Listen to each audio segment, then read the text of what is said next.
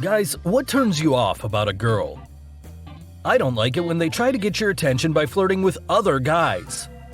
Typically, the guy they're trying to attract in this way sees through the scheme and loses all interest in the girl. Smoking. Sometimes you see a really gorgeous young lady and you're about to go, but as soon as you catch the smell of cigarettes on her, all her charms disappear in an instant. I don't see anything wrong with the fact that on a first date, I'm the one who ends up carrying the conversation and making first steps.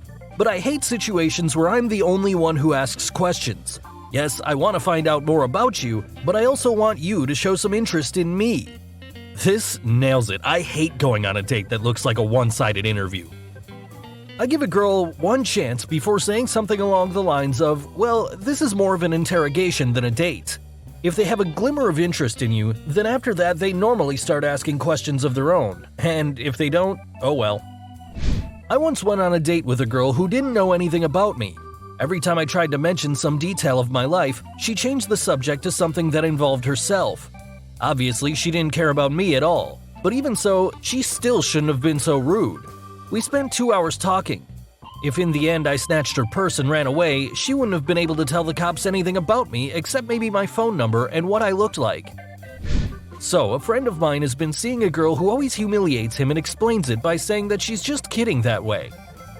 He seems to be playing along with her, but after a third remark in a row that makes fun of his microscopic willy, it's not funny anymore. I don't think I could ever spend time with someone like her. I used to know a girl who acted in a similar way. Instead of addressing her boyfriend by names or things like sweetheart, etc., she called him a piece of shit. When he proposed to her, they did break up sometime later, she literally said, "Ooh, lordy, you are my piece of shit." Okay, we get it, you're vulgar, but maybe you could call him something nice for a change? Fake nails. Those things are sharp. I'm afraid for my eyes. Same things that turn off girls about guys. Anger, cruelty, mockery of other people, manipulative behavior, personal hygiene issues, some silly stuff she can't let go of. A friend of mine once broke up with a girl who couldn't wipe her ass properly. I mean, she had traces on her panties. I remember him telling me, I had no idea how to raise the subject with her, so I just lied that I had too many things going on in my life and it wasn't the best time for me to have a relationship. He could have saved his relationship by buying a bidet seat online for $20. The best $20 I ever spent. I don't even know how I lived without it all this time. When she tells her friends everything that happens. I had a girlfriend who liked to show my private pics to a friend. That friend would write to me and tell me what she had seen. It felt like I was seeing both of them. One horrible practice that I felt on myself after graduating from college and getting a job.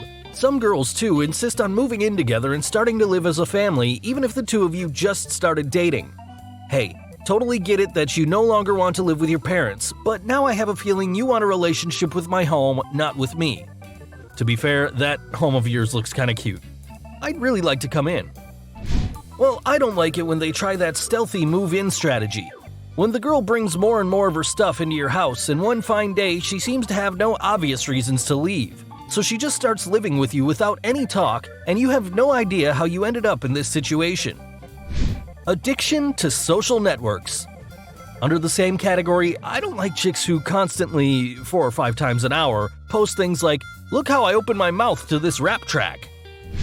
Women who turn relationships into a round-the-clock job. Being in a relationship is terrific, no argument there, and it requires attention and time, but it's not the only component of your life. I can recall right off the bat a few of my past relationships when women constantly called me at work and attempted to monopolize the entire 100% of my time. I remember how they would take offense and get angry with me when I tried to explain that I still had other interests unrelated to them. Many of these ladies are very worried that men play computer games, spend time with friends, etc. Geez, I don't spend my entire time on that, maybe a few hours a week. There is too many people around who don't really have a life, and they are trying by any means possible to turn the relationship into something that would fill all the spare time they have. I was truly happy when I met my wife. She had her own career, interests, and hobbies. Even now, we spend a lot of time together, but there are days when each of us is busy with their own things. It's not cool when you constantly have to keep someone entertained. Here is an underrated comment. If I meet a girl and notice before it's too late that she's starting to mark her territory, I hightail it immediately. This is a common problem. The only solution is to stop answering calls at work and never give up your evening meetings with friends. Because if you back down and lose it all, the relationship will become your round-the-clock job as well. In the end, both of you will become boring, and boring girls don't like meeting boring guys. Ha, how ironic. Absolute and total inability to handle their own money. You know, I have enough money problems of my own.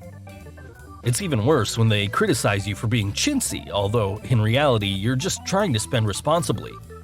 I have one permanent rule. If she is unable to save and has no desire to learn that, it's not going to work between us. When they pretend that a whole bunch of guys are interested in them. It works pretty often with girls because girls like to chase those guys who've got lots of chicks having a crush on them, but the vice versa situation typically just drives the guys off. Being unable to carry the conversation. Yeah. Looks like seeing each other just isn't a very good idea for us. When they start acting like princesses or pretend to be dumb and naive. Yeah, or when they want to be courted and fought over forever. Sorry, but I just don't have the time to be part of your fantasy in which I have to constantly fight over you. Don't even bother approaching me if you're shorter than 5'11". Okay, and don't you bother approaching me if you're heavier than 130 pounds. The height thing I don't get. I'm 5'4", and any guy taller than 5'8", 5'9" seems really tall to me. I don't see the difference between 5'10" and 6'2". I mean, I'd prefer to be with a guy who's a couple inches taller than me so I could still look shorter when wearing high heels, but I think these harsh standards just don't make any sense. I'm sure this is because girls get really turned on when they look up your nose. Oops, looks like they figured us out. Your nostrils are a hell of a turn-on for us. I had a cool ex. She and I broke up without any problems, but she was always afraid of everything. At first I didn't mind, I supported her all the time and tried to help her overcome her fears. But eventually it started getting on my nerves. Some part of me still believes that she wasn't so much of a skittish kitty as wanted to look sweet in this way and make me feel like a big man protecting her. I was always surprised at how quickly she switched from the nervous breakdown mode to the I won't bother looking around when I cross the road mode. Crap, this woman was afraid of everything from lakes to rocking chairs. She was afraid of frightening darkness in the summer at 4 o'clock in the afternoon. Call me an idiot, but I think whenever she was scared of something, she just wanted to feel cared about. I hope I didn't act like a jerk in these moments. I hate it when a woman expects a man to do everything for her, but she doesn't want to do anything on her part. A relationship is a job for two. In a good couple, both halves must be involved in each other and try to understand each other. Obviously, this doesn't work every single time, but I've been in situations where women expected me to take care of absolutely everything. I had to pay for stuff, make compliments, give my time and attention, whatever. In the end, things worked out well for me. Now I'm married and happy. My wife is pulling her weight in the family just as I am. A typical Reddit answer, I don't like it when a girl has a bad temper. An honest answer, I don't like fat ones. I agree. Those on the chubbier side of things, basically I don't find attractive. I care about fitness myself and prefer girls who are into it as well. Unwarranted arrogance and self-obsession. I mean, sure you're hot, but not hot enough to act like that. This type of chicks can just go screw themselves. No amount of hot gives you the right to be an arrogant skunk. I don't give a flying flip how hot you are. If you're a terrible person, I'll get up and leave in the middle of a date. Lack of any life interests. For me, there's nothing more attractive than a woman who is passionate about something. Her job, hobby, some cause, whatever. It doesn't even matter that much whether her work resonates with me, but it should be there. Okay, this should be the top answer. I simply refuse to believe that there are people 24 to 35 years old who have never been interested in anything in their whole life. On second thought, looks like they make up the majority. Our everyday life can be really stressful, and people who don't pursue interests don't understand why we do it. They look at it as a waste of time and maybe of money. But you have to spend time on yourself. If you have no interests and you don't spend time on yourself, chances are you're a boring person. So you play computer games? Do you make any money with that? No? Then why are you doing this? Are you a child? Oh, and I like to have some nice food and get a good sleep. I read memes on Facebook. I hate it when girls refuse to hear out someone else's opinion. Poor personal hygiene. I like large girls, I like girls with unusual looks, but if you smell bad, goodbye.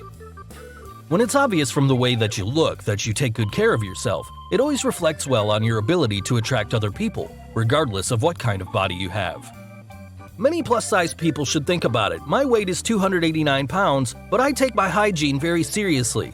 I guess I still need more time to find a partner than my thinner girlfriends, but this doesn't mean I should stop taking care of myself. Constant unhappiness. I mean those girls who can find a flaw in everything. Here's a newsflash, Angel, there's nothing wrong with liking things. When you like something, it makes you more fun to be with.